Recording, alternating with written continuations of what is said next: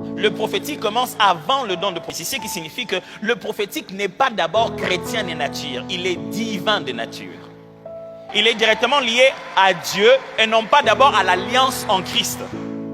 Ce qui signifie que Dieu peut donner à un être humain des habilités qui lui permettent de percevoir spirituellement avant même qu'il connaisse son alliance avec Dieu. Il n'y a personne qui a des capacités de voyance qui ne soient pas naturellement divins d'abord. C'est Dieu qui met ça dans quelqu'un. Vous irez encore plus loin si vous faites des recherches, il semblerait que c'est même transmissible. Et vous verrez que les fils de prophètes, naturellement, ont aussi comme des capacités, ainsi de suite. Longue histoire. Mais vous verrez que c'est Dieu qui donne à quelqu'un. Jamais, tu ne peux pas aller chercher un féticheur, tu dis, et il fait de toi un féticheur. Non. Il n'y a qu'une race de personnes bien particulières à qui il rend la possibilité d'être féticheur. Pourquoi? Parce qu'ils ne peuvent pas fabriquer la capacité de percevoir spirituellement. Ça, c'est Dieu qui crée ça à la fabrication de l'individu. Donc, ils ne peuvent pas te rendre capable de voir en esprit. C'est Dieu qui a mis ça au-dedans de toi. Et comme ils aiment utiliser des termes bizarres, laver l'étoile, connecter, des trucs comme ça. Il faut que Dieu t'ait d'abord toi-même appelé avec ces capacités-là. C'est pour cette raison que vous verrez une personne, avant même d'avoir donné sa vie au Seigneur, c'était le plus grand songeur de la maison. Même quand il a bu, s'il rêve la nuit, les matins, ça va s'accomplir. Et ce n'est pas les démons qui l'ont fait rêver. L'Éternel lui a parlé. Mes amis, quand l'Éternel parle, il parle à qui il veut et personne ne peut résister. Ça n'a rien à voir avec enfant de Dieu ou pas. C'est-à-dire que l'Éternel peut entrer dans la cour de quelqu'un qui s'est dit qu'il est Dieu. Il s'appelle Pharaon et l'Éternel lui parle et il est troublé. L'Éternel peut parler à Nabuchodonosor. Il peut prendre la destinée du peuple juif, lui donner dans le songe d'un roi. Il parle des 14 ans d'existence de toute l'histoire de l'humanité et il le donne entre les mains d'un roi par un songe que Joseph viendra expliquer plus tard. Quand Dieu veut parler, il parle à qui il veut. Le problème est que maintenant, quand toutes ces personnes ont ces différentes habilités, ce n'est pas parce que ta télé marche que tu regardes des bons films. Ça signifie qu'il y a des gens qui prennent plaisir à se mettre dans la mauvaise fréquence, qui s'entraînent à un genre de spiritualité interdit. Dieu n'a pas dit que la divination n'existe pas. Il n'a pas dit que la divination est fausse. Il l'a interdit. Ça, c'est la plus grande tentation de notre génération aujourd'hui.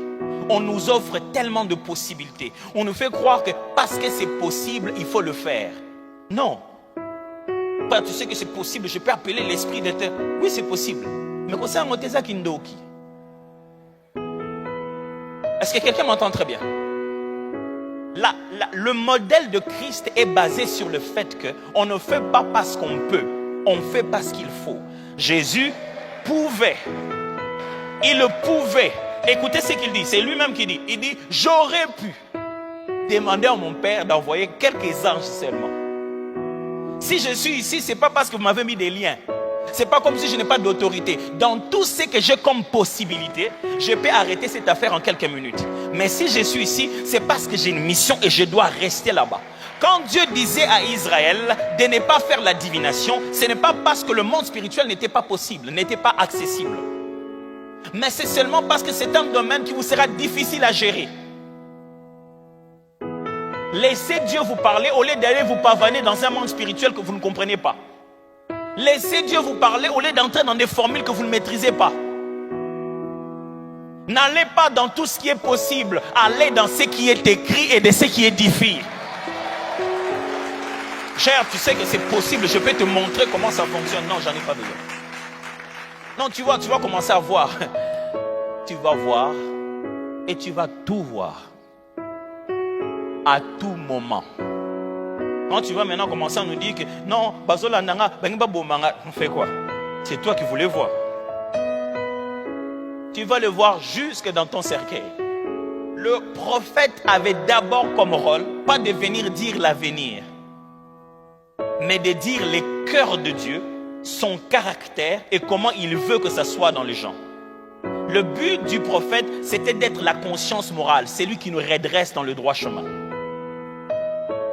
Pas d'abord qui nous dit qu'est-ce qui va arriver, qui nous dit Tu n'es pas dans le droit chemin. Voici ce que l'Éternel a dit. Garde ton cœur comme tout. Reste dans le droit chemin. Voici la pensée de Dieu. Reste ici. L'Éternel avait dit, reste ici.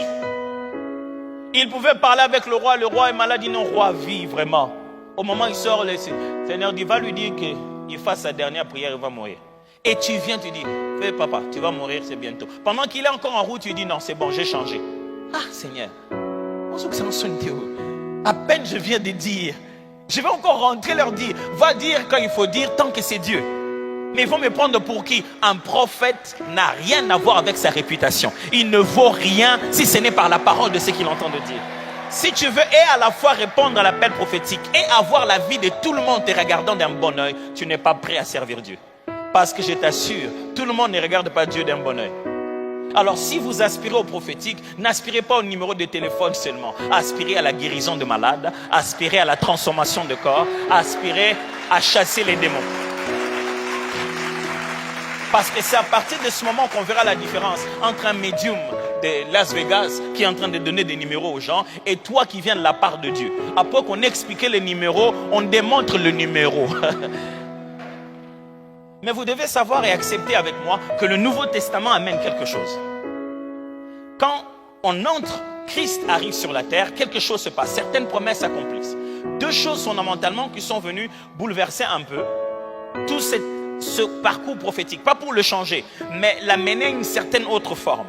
Première des choses que vous devez savoir, le Saint-Esprit est donné à tout croyant. À partir de là, tout a changé. Quand vous lisez la Bible, les auteurs du Nouveau Testament commencent délibérément à montrer que le prophète de l'Ancien Testament était en fait inspiré par le Saint-Esprit. Quand ils les citent, ils donnent crédit d'abord au Saint-Esprit, après au prophète. Ceux de l'Ancien Testament, quand ils se citent entre eux, ils citent les prophètes. Mais le Nouveau Testament, les apôtres, commencent à avoir un langage. Ils disent que quand les prophètes ont parlé, c'était parce qu'ils étaient poussés par le Saint-Esprit. Et ça, c'est très important qu'ils ont eu cette façon de parler. Parce que c'est très important, à travers le Nouveau Testament, il y a quelque chose de particulier.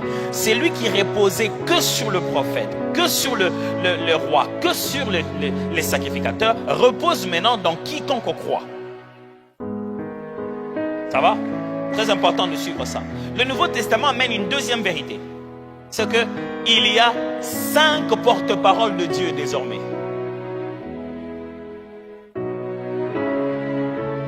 Jusqu'ici, je vous ai parlé d'un seul porte-parole. Prophète. Quand Dieu envoyait quelqu'un, il était prophète. Jésus arrive, il envoie des gens, mais il les appelle apôtres. Il change de nom. Mais lui-même, quand il exerce, il est reconnu comme prophète.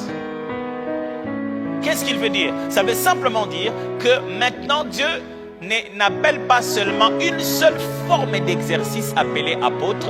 Dieu a 5 types d'envoyés maintenant. Mais tout ministère de la parole est fondamentalement du prophétique. C'est-à-dire, tous ces 5 personnes sont des prophètes de Dieu. Dans le sens où ils sont tous des porte-parole de la parole de Dieu. S'ils ne sont pas prophétiques, ils ne viennent pas de la part de Dieu. Je ne sais pas si vous suivez ce que j'explique ici. Donc, ils doivent tirer source de Dieu par sa parole et venir parler au peuple. Donc, ils sont tous 5, ce que la Bible appelait dans l'Ancien Testament un prophète. Maintenant, parmi les 5, à quoi sert celui qui s'appelle seulement prophète? N'est-ce pas là notre question? Nous comprenons par là qu'un prophète, comme tout autre serviteur de Dieu, existe dans le Nouveau Testament, premièrement pour enseigner la parole. Amis, je vous rends compte que je ne vous ai pas envoyé ce slide. Le prophète dans le Nouveau Testament, c'est d'abord un enseignant de la parole. Parce que tout porte-parole de Dieu du Nouveau Testament est là pour le perfectionnement de ça. Il doit enseigner la parole. J'ai même entendu des gens dire, moi je suis prophète. Vous prêchez, moi je vais juste venir prophétiser. Non, mon cher. Toi aussi tu peux prêcher et moi je viens prophétiser. Ça se fait avec le don, pas nécessairement avec le ministère. Alors, le prophète du Nouveau Testament, au même titre que les 4 autres ministères, ce sont d'abord des enseignants de la parole de Dieu.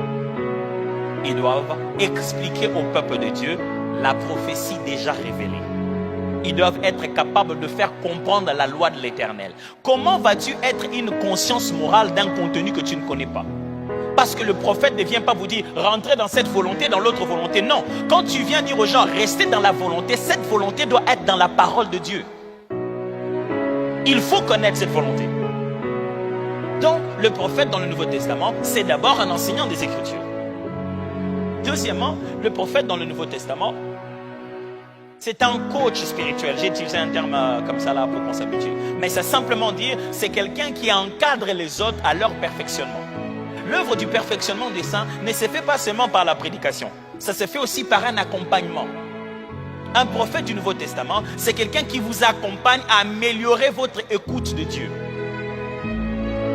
Pas à devenir votre seul moyen d'écouter Dieu. Quand le prophète fonctionne à l'église, l'église apprend à écouter Dieu. Quand un évangéliste fonctionne à l'église, l'église devient passionnée à gagner les âmes. Quand un enseignant fonctionne à l'église, l'église grandit dans la maturité spirituelle. Quand un apôtre fonctionne dans l'église, l'église se multiplie et va partout où elle doit aller. Et lorsqu'un pasteur fonctionne à l'église, l'église prend la compassion de la communauté et des âmes autour d'eux. Il ne s'occupe pas des âmes pour aller les gagner, il s'occupe des âmes pour les mettre dans les meilleures conditions de vie. Lorsqu'un prophète fonctionne dans l'église, il améliore la capacité d'écouter Dieu dans l'église. Or, savoir reconnaître la volonté de Dieu, c'est le premier pas de départ de tout disciple. On ne peut pas former des disciples, des vraies personnes qui suivent Dieu. On se plaint aujourd'hui dans nos églises de la dépendance de nos membres. Quelle est la raison? La raison est qu'on ne les a pas appris à dépendre de Dieu et à écouter Dieu par eux-mêmes. Pourquoi? Parce que les prophètes préfèrent démontrer la prophétie au lieu de coacher le peuple à la capacité de percevoir le prophétique. Et nous avons toute une génération qui désire être celui qui va montrer aux autres qu'il est spécial. Et quand tu parles avec lui, il te fait sentir que c'est ça des choses que tu ne comprendras pas. Non, ça ce sont des mythes. Nous qu'on voit, il y a des choses que vous...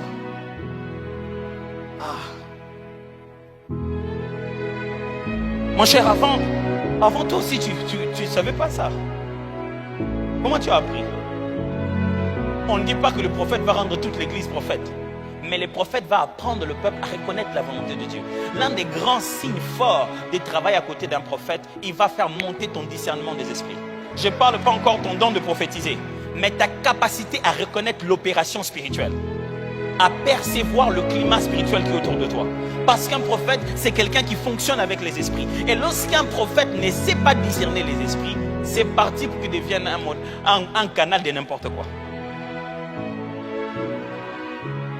Et le discernement des esprits, mes frères, ne s'exerce pas seulement, ce n'est pas un don de suspicion de sorcier. C'est la capacité de reconnaître la nature de chaque esprit. Et c'est basé spécialement sur la vérité des Écritures. C'est connaître Dieu comme le vrai, de sorte que tout ce qui ne lui ressemble pas soit le faux. Est-ce que le ministre de l'Intérieur est policier? Est-ce que le ministre de l'Intérieur est agent de la DGM? Mais il est possible que quelqu'un qui est ministre de l'Intérieur aujourd'hui, hier vous avez appris qu'il était ministre des Finances. Vous dites, est-ce qu'il a des compétences aussi en finance? Après vous apprenez qu'il est devenu ministre de l'hydrocarbure. Parce qu'il n'a pas besoin de maîtriser l'hydrocarbure pour diriger le ministère. Il a besoin de maîtriser la direction du ministère. Il ne doit pas être spécialiste à la tâche, mais spécialiste à la supervision, au leadership du domaine. Le ministre de budget n'est pas nécessairement le plus grand comptable du pays. Pas du tout. Il y a des fois où le ministre du budget n'est pas nécessairement le comptable, il est peut-être de l'économie en formation. Ou juriste même. Si toi, tu maîtrises très bien les finances et la comptabilité parce que tu travailles dans le ministère de budget, tu ne dois pas croire que tu es plus compétent que les ministres. Ok? Le ministère, c'est tout ce domaine dans lequel tu gères. Et lorsque quelqu'un est ministre, il gère tout un tas de dons et de capacités en dessous de lui. Je vous explique. Lorsque tu exerces un don de prophétie, un don de révélation, un don ainsi de suite, tu es dans ce que la Bible appellerait le ministère de prophétie. Mais tu n'es pas prophète. Vous me suivez? Parce que des fois je vois les gens, parce qu'il a le don, il a transformé ça en ministère. C'est-à-dire, parce qu'il sait faire la comptabilité, il croit qu'il est devenu ministre de budget. Tu peux avoir des dons de révélation très forts. Très bien. Tu es appelé à fonctionner dans un service de l'église qui s'appelle un service prophétique. C'est-à-dire le service par lequel Dieu manifeste sa volonté auprès du peuple. Tu peux le faire dans la chorale, tu peux le faire à l'intercession, tu peux le faire où tu veux. Mais tu n'as pas été appelé à nourrir les brebis du Seigneur, du conseil divin, l'explication de la doctrine pour le maintenir dans le droit chemin. Celui qui est appelé à ça peut ou ne pas avoir un don de parole de connaissance le plus exercé que le tien. Et tu te dis, mais lui il est prophète, mais même ses visions, ce n'est pas clair. Il n'entre pas dans les détails. Non, justement, il n'est pas chargé des détails. Il est principalement chargé des grandes lignes et des grandes lignes qui demeurent.